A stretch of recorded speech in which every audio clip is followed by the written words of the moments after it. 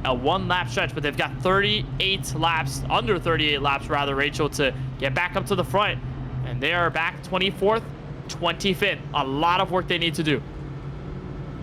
Yeah, they are, and that's going to have to shake things around for this one, as that was a bad time to pit because the majority of the field had pitted, so it left them in a situation where they were now really going to go back in track position, which is really painful, especially given that sort of circumstance could happen. And this brings Miranda and Harlow up to the front, which is going to make it interesting. It definitely will. It is really mixing up this field because we're seeing Ross Harlow, Mario Miranda, who pitted a while back, they're now in control of this race.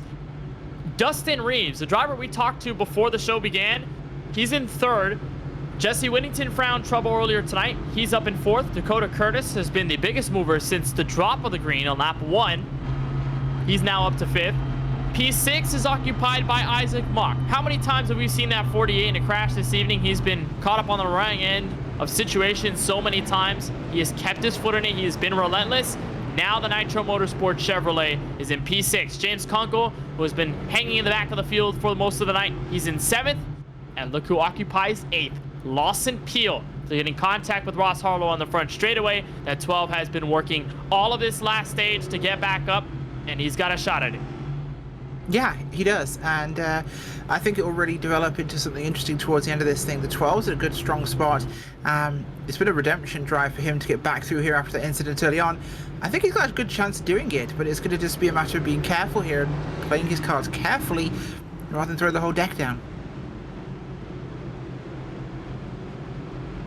So we'll see what happens. We'll double them up. Lights are off on the iRacing official pace car, and unlike some of the decisions we've seen from the leader, it looks like the 5 will choose the inside. Miranda will be forced to use the top, and that will be Dustin Reeves, Jesse Whittington back in row 2, Dakota Curtis, and Isaac Mock, 5th and 6th on the racetrack in row number 3. Lawson Peel, James Kunkel, Aaron Adcock, and Sean Kalis to complete the top 10. Zach Wilson, the first car on fresh rubber, back in 13th. Pace cars down. We'll continue the SKSimRacing.com 200 with 36 laps to go.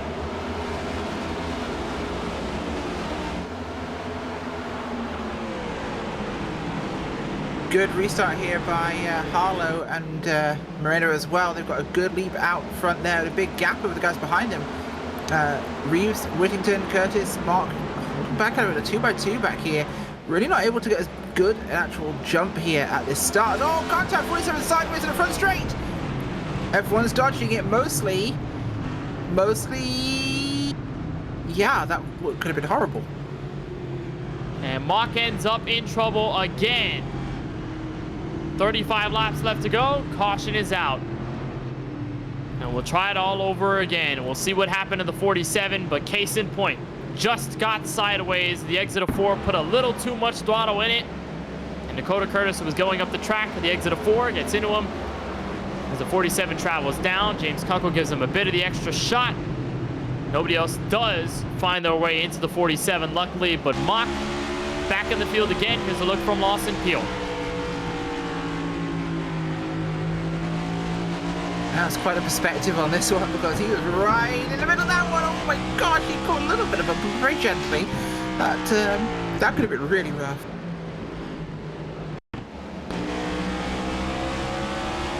You know what they say, commentator's jinx is always alive and well. I remember talking about how good of a run Mock had been putting up ever since being caught up in crashes earlier tonight, this being the most recent added to the list. This is Sean Kalis going around him.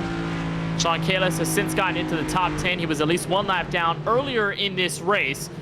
And so we'll try and stack him up, do it all over again with, once more, Ross Harlow in control of the field. And this is pretty interesting here when you look at the strategy, because 52 laps you'll find put on the tires from Dustin Reeves.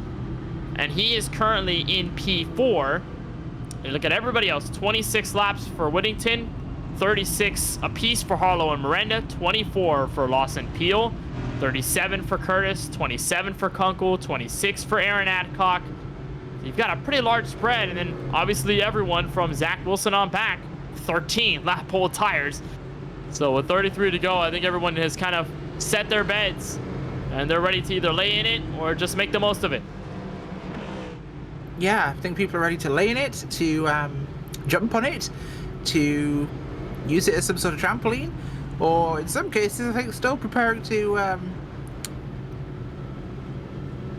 you know, do another thing on it. The not good one. The bathroom one. Someone's going to, at some point, it's going to go horribly wrong. Also, Blaine County Sheriff. Nice. Yes, Blaine County Sheriff and LSU colors for Jesse Whittington this evening. Jesse, of course, welcome to the broadcast. Hey, I know. Go Tigers. They won the women's basketball national championship earlier this afternoon. But Jesse, you're sitting third, 32 laps to go. What's the mindset here? Keep it clean. Don't spin the tires. That's about it. It's been an up and down day. I got dumped early on, and just been slowly trying to make my way back up towards the front, and higher than I have been the rest of the race. So I'm hoping I can keep it here. I know you've got Mario Miranda, Ross Harlow in front of you, but you've got the advantage of 10-lap fresher tires. With this amount of race left, are you going to try and play it patient, or are you just going to find where you can make these moves and get to P1?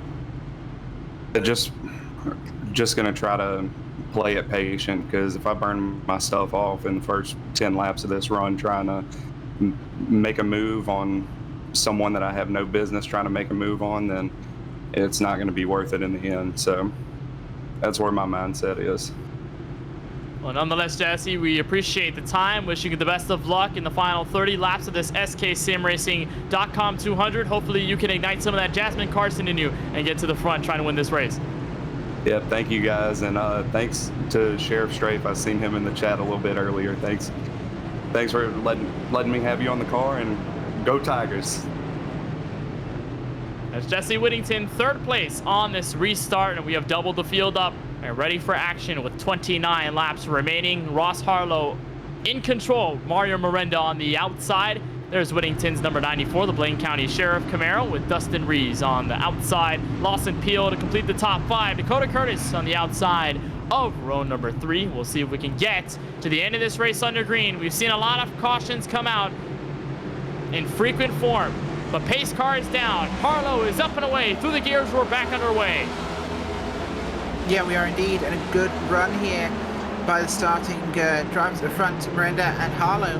Oh, it's a bit of a wiggle there from Dakota Curtis, gets sideways, bottles up, and now is really going to be run round by everybody else in the field. This bottle up could cause us another issue later on as we go through wide through 3. It's 3 wide in the car on the top on fresh rubber. Zach Wilson on the outside. They make contact through the middle of us. Dakota Curtis getting in at Dakota Wilson on the exit of turn 4.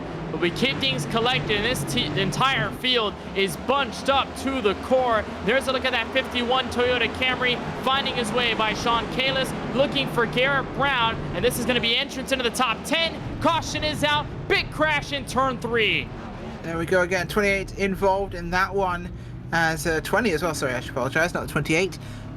Justin Erb having an issue there. We're going to replay for you now on the screen, show you what happened, but it was again started out at turn 2. He gets Constantine between the 6 and the 13. The 13 pushes him into the back of the 9, and he gets just squirted out of that thing into the 85, spins him around, catches a 47, and that's all she wrote. And just got caught up in a sandwich between Schoonover and Gary Sexton. Traveled down the track into Judd Danielson, and then catches Isaac Mock or Muscarella. Stepien. Oh, again, a bit of the damage. Here's a look from Sexton, and as they're checking up right there's nothing the 13 can do. He finds his way by the rest of it, but everyone else not so lucky behind, and the daily downforce Ford Mustang makes his way through. Sexton with a promising start to this race. He currently rides in P26 as it runs in the final 15, or 25 laps rather, from Richmond Raceway. So caution out again. We also do want to remind you that another car has hit the garage DNF list. That is the 84 of Casey Knighton, 52 laps down and counting. Everyone else is on track. We have 33 cars on the lead lap. Yeah, we do indeed, and wow, this has been a heck of a race. We had 2 cautions for the first half, which basically were right at the end of each stage, which basically meant we only had the stage cautions, really. And we've had, what, how many since? I'm not sure. I don't believe the About exact count. 7, I think. We've had a lot as of late. Hopefully they can calm down in stage 3. We'll talk to the driver of the 51. That's Zach Wilson for RTR Motorsports. And Zach, you're riding with the freshest tires in the field. You've got now 21 lap old tires, but way better than everyone else in front of you. Now final 25 laps. So what are you going to try to do to get to the front? We just need some green flag runs here. I mean, I think you said 21 laps on these tires, but I think only 5 of them have been green flagged. So if we can get a green run here, we'll be set up good. The only thing is it kind of threw our strategy off the way these cautions have fell now. We needed a good long run there to offset these tires and really put us in a good position, but hopefully we can finish this out and finish under green here. And you mentioned having the fresh tires. I know a lot of the cautions have been coming out, but from what you've seen so far, what have been the biggest challenges of getting your way through traffic and trying to get around cleanly? Yeah, it just depends on where you start on these restarts here. You know, the outside really rolls good for about a lap or so, and then it's a fight to get to the bottom and try to get the power down cleanly. So giving some room and give and take is kind of gone at this point. So people are going to start racing even harder than what we were before, and that's what leads to what we have here. So just going to try to keep it clean, keep it straight. You know, I'm happy we're at a top 10 tonight. We've had a good points night, but if we can get all the way up there to the front, it'd be real nice. I think we got something for them. Highest driver in point standings without a win over the first 2 races. You were the points leader after Coda last week, so getting a top 10 and getting this finish, how important would that be on your way to a Season 6 title? Sorry, I didn't catch that. My spotter was talking. That's all good. You're running in the top 10 right now, points leader without a win into this 3rd race. So how important will this finish be for the rest of your season? Oh yeah, without a doubt. We've proven before that we don't need wins to get to the Final Four. You know, 2 years ago or 2 seasons ago when I was in the Final Four, I got there without a win. So we'll just do it again and keep racing these guys hard. So. All right, restart coming up. Best of luck. Yep, thanks guys. Zach Wilson in the 51, restarting in 9th for the green flag with 22 laps remaining. Hopefully we can stay the rest of this one under green flag action. Pace cars down again. 5 up to the gears, and we're back to turn 1. Green flag waves. We'll see what we can get done here. We've got 22 to go here remaining before this race will be wrapped tonight, and it is definitely still on the spicier end of the metric as we go. 3 wide there into 3. 23 in the middle of those guys. Running very wide here. A lot of busy, hectic racing happening right now.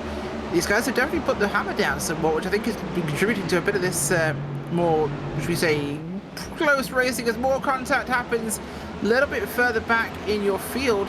78 machine involved in that. That is Wilson alongside, I believe, giving the 96, trying to make his way through again in a hurry. Yeah, making it through traffic on fresher tires will never be an easy process as we get that caution. So unfortunate for Austin Reedy, was looking underneath Dakota Wilson and forced that space. And the caution comes out again. Here's a look at the 96. That's underneath Wilson, and there's no space there. He's catching the apron at that juncture, and he is going to get into Wilson's car. Just kind of ping pong between that and the bottom of the apron. His car ultimately goes sideways. He goes around in front of Wyatt Brackett, catches Joseph Mahar, Chris Progar. Sean Kalis also got a piece of the damage. Yeah, definitely for sure. That will happen. It's happened a few times this race, and people are just a little bit impatient. I think it's just a little bit overly energetic right now. Like, give it some time. I know you want to make position here, but people are being a little urgent, and there's too many different tire strategies going on for this to really blend well. It's just a case of aggression. Everybody wants to gain spots, and most notably for Reedy, he's been playing pickup after missing pit lane one of the last times by when everybody else went in. And he's just trying his best to be as aggressive as possible. When we talk about desperation, how big that is in the mix, and you're seeing that in full-fledged form at this stage of the race. Also to note, Zach Wilson on the freshest tires of the field. With that short green flag run, he is now up to 7th on the racetrack. A driver who's now inside the podium for the first time since his incident is the number 12 of Lawson Peel. You're behind the top 2, Lawson, in the final 18 laps. I know a lot of cautions have been coming out, but what has your experience been like up to this point? Yeah, it's been a lot of cautions. Certainly did not hurt me for a while when I had damage I needed to get fixed. So fired off good in that first stage. Wasn't very good on the long run. And beginning of that second stage there, I just learned in that first run that clean air was so important. I saw opportunity to go for clean air there in the beginning of stage 2, and thought I had the bottom there on Mario, and he kind of shut the door, and I got into him and tried to back off and give him space to gather it up. And he still spun around, but that was my fault. So sorry about that. And then the deal with Ross, he got to my inside, and I just started kind of net coding, bouncing off of him. I wasn't trying to turn to the left. I just wasn't trying to let what ultimately happened, which was overcorrect back to the right and hit the wall and kill my right front. So that happened, and I had 3 minutes of damage there, but got it fixed, and I think we're good now. So got the track position. I don't think we can pit here at this point. Just kind of got to stay out and go with what we got. So hopefully we get a shot here. I know these restarts haven't necessarily been kind to longer green flag racing, but if we end up at that point and with about 16 laps to go, what's your strategy to get through the 99 and the 5 and try to get your first win of the season? Well, hopefully the 5 and the 99 get to battle in here, and I can just kind of be in position to take advantage. I'm sure we're going to keep getting yellows here, which I've been better on the short run tonight. It doesn't necessarily hurt me. Just need to keep getting good restarts and be in the right line here. So we'll see what happens. Looks like Ross is taking the top here. So he's switching it up on us, and we'll see what happens. Well, best of luck on the next restart with 15 laps to go. Lawson, thank you for the time. Yes, sir. Thank you. That's the 12, Lawson Peel. Remember, he was involved in the caution with Ross Harlow earlier in tonight's festivities. He's in the podium with a shot at the race win. He's sitting behind Mario Miranda, but Miranda has to play the reaction game on the 5. The car right on his outside will lead us back to green once more with 15 laps to go here from the Commonwealth of Virginia. Pace car is down. A huge start by Ross Harlow. Here comes Peel diving on the inside for second. There's a huge hungry move there for the side of this thing, and they are all over each other. The 12 now right at the back here of Marina, and it's going to get a little more exciting before this is over, I think. This is playing forward as Whittington is sitting there in the catbird seat to watch this thing go down. Behind them it's Kunkel, it's Reeves, it's Wilson, Sanchez, Brown, Adcock, and it is very busy. 3 wide, nearly 4 wide in places. Massive dogfight here, just behind the top 4. And Lawson Peel shot up the track. He wanted to dive bomb that 99 for second. Meanwhile, Zach Wilson has found his way to 4th. He gets to the outside of James Kunkel. Joe Sanchez not too far behind. Remember, these are the fresh tire cars that have not been able to use their advantage for almost this entire stint. Now with the opportunity to catch up to your top 3. Kunkel slides up the track. It opens the door for Sanchez. Sanchez tries to look underneath for 5th. Wilson clear for 4th as he looks on your top 3 about a second away. It is really close up here. These guys are going for this thing. 12 to go. Don't really want to caution. That would make a huge mess of this. Harlow has got to feel hunted right now with Miranda and Peel sitting right behind him. It is not going to be a pleasant experience to be looking at that review mirror. The field's largely trying to single file out here. We might see this run to the end the way this is looking. Car round into the outside wall. That is Justin Winters and company. Chris Pogar involved. Gosh darn it. Caution out, 11 laps to go. Really? I had to say that, didn't I? I can see this going green to the end, I say, as they decide, not today. And for the second time, Justin Winters gets loose on the banking transition to the back straightaway. Gets in at Chris Pogar, checks up Charles Phelps, goes into the inside wall. And there's everyone else who gets a piece of the damage. Richard Swavely, one of them. Parker Bland in the 18. Just another look at it. I mentioned earlier in the show, Rachel, just how dangerous that banking transition can be. It catches that 88 for the second time tonight. Yes, it does. It's the banking transition every time. It's been the same thing in 3 and 4. It's been the same thing out of 2. It's really catching these guys out as they change kind of angle there. And it's loosening these cars up, something really bad. I think people are just leaning a little too heavily as they start to come out of this corner. And when you see 3 wide and even somewhat 2 wide, it's just that scenario, and it ultimately gets tough. But Now you look at what's the tough situation for your top three. Harlow, Miranda, and Peel on old tires. Wilson, who has really not been able to show his tire strength up until now, will have the opportunity to gain these positions and have an opportunity at a win. His first one in almost a full year, 364 days. Steven Stempian, one of the drivers to get the wave around, but for Wilson, he loves the scenario. Time is running out, but he needs green flag runs. Yeah, he really does, and every restart puts Ross Harlow in far more threat of Miranda and Peel. Miranda's starting us outside this time, so that will make things definitely trickier. Miranda's a great restarter, as their tires are basically equivalent. They pitted at the same time, so this will be a really, really even start. It will be, and look at the threat that Lawson Peel has been putting up to Miranda. Countless times he's been looking to the inside at turn 1 and trying to dive deep on the brakes. And it has almost worked multiple times. However, it's all just a matter of finding out. But with the fresh tire cars now in this mix officially, with the likes of Wilson, Sanchez, you look at guys like Colin Forrester, who's on this strategy as well. We haven't talked that much about that 31. After starting in 14th, he's been kind of hanging around the mid-pack, and this 31 Chevy Camaro, the rookie driver, up into the top 10. And so it's been a fantastic night from Richmond, and a day all about survival, and he has done just that. Possibility, a top 10 here. Yeah, it could be great for him there. A strong run if he can keep it up here at this part of the race. We're going to be down to some really close laps though for the end of this thing. I'd like to not see another caution, but I can see it happening. Will we see a green white checker? Yeah, that's a big point. We do have 3 of those available to us if we need them. Of course, that's if a caution comes out at least within 3 laps to go, and then we'll explain those rules if we get there. We'll extend this race by a couple of laps. But for right now, we are still in normal race length territory to get to lap 200. We'll get a restart with exactly 6 laps to go from Richmond Raceway. We do have word that Justin Winters has called it the end of tonight's event. He has DNF, so unfortunate for Winters, who will end this race with a damaged Chevrolet Camaro. We'll have to focus on next week's activities in the dirt at Bristol Motor Speedway. Ross Harlow and Mario Miranda, your first 2 to see the green. Here with 6 laps left, Zach Wilson on fresh tires on the outside of Lawson Peel in row number 2, and then 2 fresh tire cars, the 31 of Colin Forrester and the 55 of Joe Sanchez.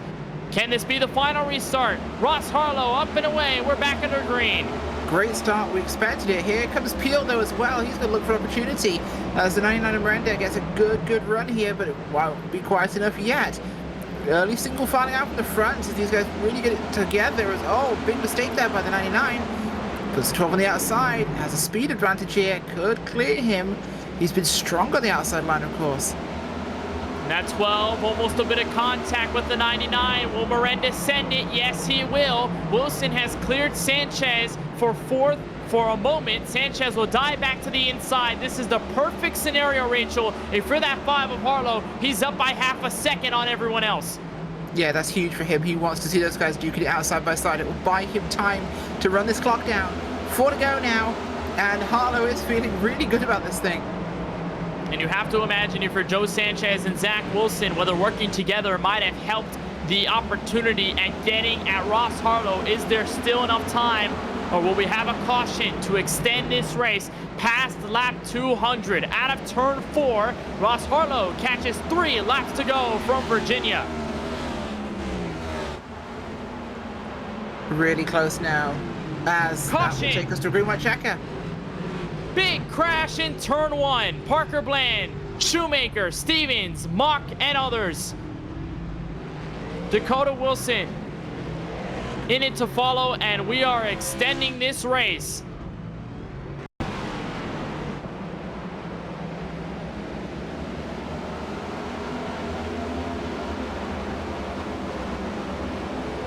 And it all started with Austin Shoemaker getting loose on the front straightaway. I think it was a huge checkup with Gary Sexton, who almost lost his car.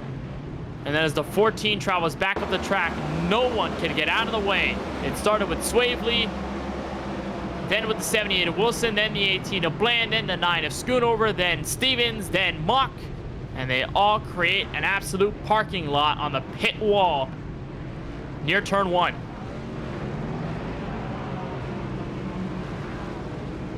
Yeah, that was messy, but people are all fighting so hard to try and get something in these last dying moments of this race that the slightest mistake can cause a huge after effect. And I think cautions breed cautions has been perfect to describe this race, because it's all been due to this field being so packed up from restarts that there's nowhere for anyone to go. Again, turning back to the lack of space comment we made earlier tonight. That's the biggest crash we've seen so far this evening here in the SKSimRacing.com 200. So with that caution, we will extend this race by a couple of laps. So we get into our first of 3 available green, white, and checkered attempts. Steven Stepien coming around to unlap himself again, although he currently still stands 4 laps down in 33rd. We are going to try and restart this race with 2 laps to go and with Ross Harlow in the lead. But the biggest thing of note, Rachel, on that last restart was Joe Sanchez, Zach Wilson. They basically hindered their chance at catching Ross Harlow so much quicker because they were going side by side. Then Miranda makes a mistake. Pio gets to the outside. He clears away for second, and all that drama led Harlow and let him pull away. And that ultimately created that interesting scenario. And now you pose the question, does Sanchez and Wilson have enough in the bag with 2 laps left to catch the cars that they still got to beat? I don't know. It's going to be tough, but I will say Harlow restarts at Miranda. He restarts from the outside, which gives him a big leap. I think regardless of the conditions, I don't think there's enough laps left for these guys to really jump him unless they throw something Hail Mary-esque at him on the start into turn 1 and 2.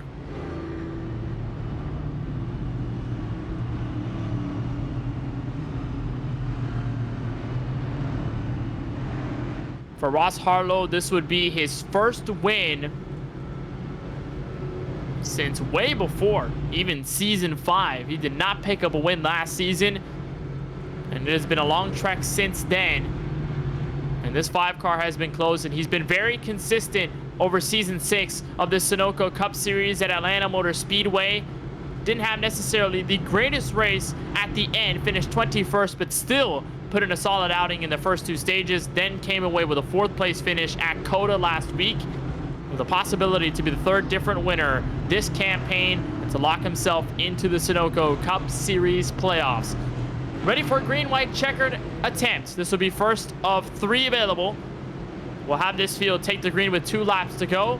If a yellow comes out before the leader gets to the white flag, we will double them up and do it all over again until we waste all of our attempts. However, if the leader does get to the white, no matter what happens, we will end this race officially and we'll have a winner in the SKSimRacing.com 200. Reset of the field. Harlow, your leader on the inside of row 1. Lawson Peel on the outside. Miranda and Joe Sanchez 3rd and 4th. Zach Wilson the first inside the top 5. Then Colin Forrester, Jesse Whittington, Ray Rogers, James Kunkel, and the 30 of Wyatt Brackett to round out your top 10. Pace cars down. 2 laps to go. Big jump, 99 Miranda slams the 5 across the restart there. He almost made him restart. And he gets a big jump alongside the 12. And he could pull this thing if he tries. It's parallel now. 2 by 2. Behind your leader, the 5. The 5 is really a strong spot here. But Miranda is, I think he's going to take this to the wire. This is an MMA fight now for second. Can they get to the white? Yes, they can. Wilson gets buried in the latter half of the top 10. White flag from Richmond Raceway.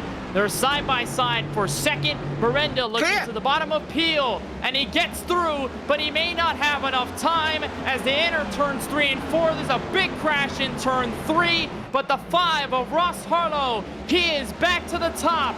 Win number 1 of season 6.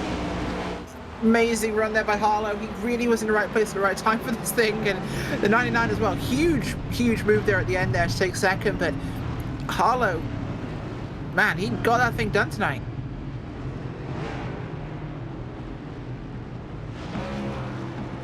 There's the aftermath, and there's the 5, burning it down. And after 1 attempt at a green, white, checkered, we end this race under green. And that is your Sunoco winning moment. More high-performance racing engines rely on Sunoco race fuels than all others combined. And for over 50 years, Sunoco has been fueling the top race car drivers around the world with high-quality performance fuels they can trust to power them to the checkered flag. Sunoco, fueling victories from track to tank. Amazing race tonight, and burn it down. Ross Harlow does. On the grass there. Wow. Big run by him today. Did a fantastic job of this thing and brought it home when it needed to be. It has been more than a year since Ross Harlow has won a race in this series. His last one came in Season 4, January 9th, 2022 at Darlington, where he led 95 of the 150 laps to victory. His first, though, in Season 6. He's the third different winner in the past 3 weeks. And it is an unbelievable one. Made the call with Mario Miranda to pit earlier this evening, and Harlow wins here from Richmond. More on the other side, post-race coverage we will have for you, and we'll talk to all of your top 3, including Ross Harlow, your winner. Don't go anywhere. We've got more on the other side on Podium Esports.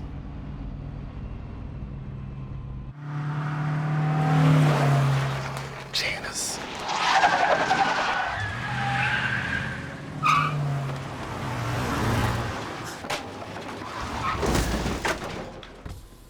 What's up, Doug? Hi, Cheryl. What got into you? At Sunoco, we know how to fuel peak performance. We've been doing it for American racing for over 50 years. Fuel your best. Fuller. Yeah. Needed F-150 for Smith build. Got it. Yesterday. I know. Don't forget my BMW. Gotcha. Check this out. All the major online automotive sites in one place. BMW, done. F-150, done. How's he do it? I can search nationwide. Even those classified sites. Auto Tempest, all the cars, one search. That's how I do it.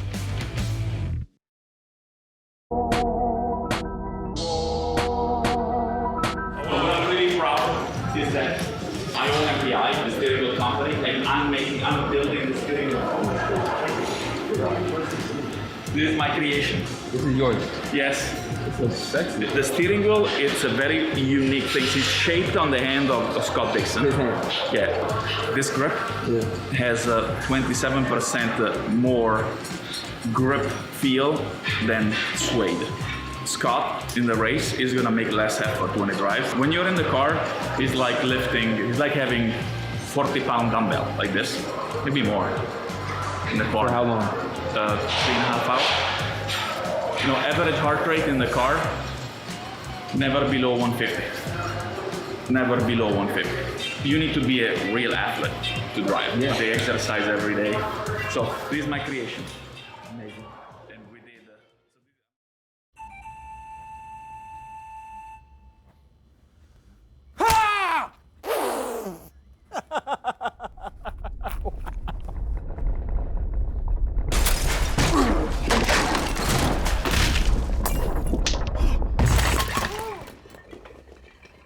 What got into you?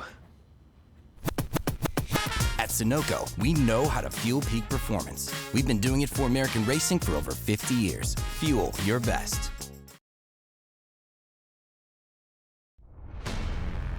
Welcome back to the Richmond Raceway in the aftermath of Ross Harlow winning his first race of Season 6. Here are the full unofficial race results of the sksimracing.com 200. Ross Harlow, your winner in the first and only attempt at a green-white checkered we needed to finish. Mario Miranda just short, comes home in second, and the second straight week he finishes a race inside the top 3. Lawson Peel also in the same boat. He comes home in the podium. We'll talk to all 3 of them before we conclude our coverage. Joe Sanchez is 4th. Colin Forrester inside the top 5. Jesse Whittington brings home the Blaine County Sheriff Camaro in P6. Zach Wilson on fresh tires fell back in the last 2 laps and ends up in 7th. It'll be 8th for Wyatt Brackett, 9th for Ray Rogers, and Gary Sexton for 0G in the 13. Rachel rounds out the top 10. 11th place tonight will be Curtis Kelly there with Brad Fulham in the 12th place, James Kunkel in the 13th, Garrett Brown 14th, Dustin Reeves 15th with Chad Progar in 16th, Joseph Mahar in 17th, Austin Reedy ends up unfortunately in 18th place with Aaron Adcock in 19th, Dakota Curtis in 20th, with behind them it's Sean Clast, Travis Stevens, Judd Danielson and Justin Erbe in 24th, Charles Phelps in 25th, Warren Kalkeith 26th, Dakota Wilson, Bill Schoonover, Isaac Mock in 29th, Parker Bland in 30th, Steven Stampion 31st with Austin Shoemaker, Richard Swaverley, Alex Muscarella, Justin Winters, Chris Shoemaker, Casey Knighton, and Justin Miller in 38th. 30 cars end this race on the lead lap, and the driver who ends up victorious amongst them all is the driver of the 5. We are joined in victory lane by Ross Harlow, the driver of the 5. And Ross, you had been around this top 5 after starting 3rd all race long, but you had your chance at the lead in the final stint. Cautions came out, you held your ground, but how do you feel? What are your emotions after your first win of season 6? Man, it's a lot of relief. It's a little overwhelming. It's been a real long road to get back to victory lane. I don't think I've gotten a win since like the second to last race of the season I got the ship. So it's been a long road. It's been a lot of guys sticking with me and holding me up and helping me out with figuring stuff out. And strategy tonight was spot on. And man, I'm over the moon right now. Over the moon. Definitely not sleeping tonight. Can imagine the celebrations are plentiful, and you're right, it's been a long time since you visited victory lane. The last one I remember back Darlington in early 2022. So and now with the way that you've been working so hard to get back to this very same position, and now that you're locked into the playoffs, how important is that for you and your team, and how big of it is to win in this fashion with how fast your car was all night long? Oh, it's everything, right? I mean, at this point, this season we were going to just show up, go for stage points, just play it smart and be in a good spot for the championship. And now, I don't even have to worry about going for wins. I can focus on, getting my teammates in there, getting my teammates wins, getting my teammates all the stage points that they can. Definitely takes a massive load off of my shoulders. And being able to do it, here especially at a track that I've had a lot of good luck at in the past. And tonight kind of surprised me. The car felt really good. It kind of just started out a little bit tight, and then just fighting that, I wound up making myself loose off towards the end of the first stage. And seeing Stempy and I think it was Reedy just absolutely digging at the end kind of made me realize they were kind of, I just drove it too far hard. So made some adjustments for the second stage, got ourselves to a really good spot. And that last stage just made a couple of strategy calls, had a amazing pit stop, for that last stop, got me ahead of Mario coming out. Worked the traffic real well, and then we got out front, and that clean air is people don't realize it's so much more important here than you realize. The car went from feeling like it was on ice skates to, just absolutely on rails. It was amazing. So at that point, it was kind of just keep the fast guys behind me, play a little defense, and let her eat. You let her rip, and you avoid all the concerns about strategy in those last couple of laps. So your first win of the season, and now you turn on to that bigger role, like you mentioned, being there for your teammates, trying to get Warren Kalkeith, Alex Muscarella, Justin Winters into the playoffs. How big of a role will you play now, especially as we head into somewhat of a wild card Bristol Dirt for next week? So Bristol Dirt, it's going to be tough to play strategy. Personally, I'm not really a dirt guy, but kind of going to be leading on some of our sister team drivers there that are really big into the dirt stuff. And it's so Bristol Dirt. It's probably going to be a little more of kind of just being gentle myself and letting my teammates kind of make the moves. If I can open up a door for them, I definitely will.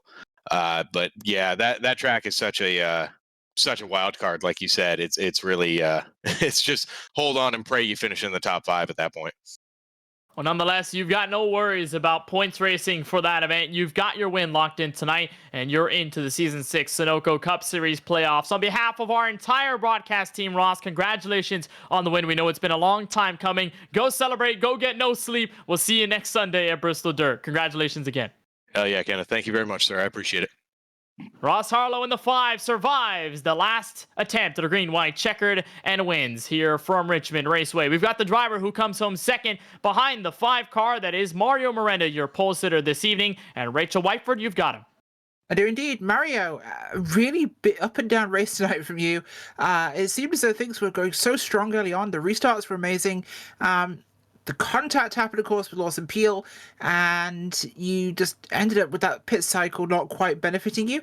Tell me what happened with the Peel incident. Yeah, just rough racing. I didn't like it. It seemed a little aggressive. I planned on, because he dove it in the lap before, and I was like, okay, if he wants it that bad, I'll let him have it next time around. And I guess he just wanted it then and now, and it's just the slightest bit of contact sent me around, and I almost had it saved, but as soon as the left front touches the apron, it just brings the rest of it around, and around I went, and I didn't want to wreck him back, but I definitely did want to send a message, so I pushed him up the track, and now we're even. We're all good. Happy after the end of the race. So just some short track racing there. Rubbings racing, indeed. Yourself and Ross pitted about the same time. Was it simply just a track position thing? Because it seemed like he used your restart style. Yeah. I wish I wanted to pit it a little bit later. I didn't want to pit. I think at the lap, whatever lap I pitted at, I kind of wanted to go down the whole Joe Sanchez and Zach Wilson group. But me and Ross made it work. We made our way up through the field, and it kind of showed at the very end of the race because all those guys with better tires ended up being there. But yeah, Ross took the advantage of being the lead starter, and it's so hard to. You can definitely match the leader on restarts, but it's so hard to actually capitalize and make a move. So I knew with 10 to go, as long as Ross, kept his restarts as he's been doing, he'll keep the lead and, run away with it. Well, as always, next time, of course. Anybody you'd like to give a shout out to or thank for this?